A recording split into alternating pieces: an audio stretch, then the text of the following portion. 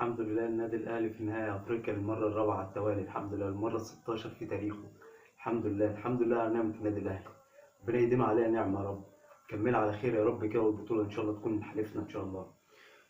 الحقيقة النادي الأهلي بفضل الله معاه مدرب محترم. كولر مدرب محترم بمعنى الكلمة. بيحترم نفسه وبيحترم الفرقة اللي قدامه.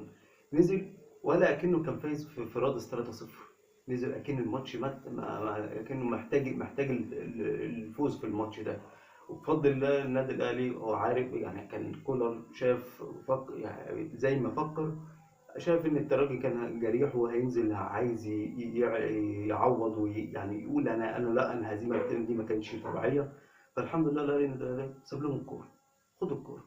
وبعد ما ساب لهم الكوره، الاهلي بيلعب على الهجمات المرتده وبيستغل سرعه بيرسيتاو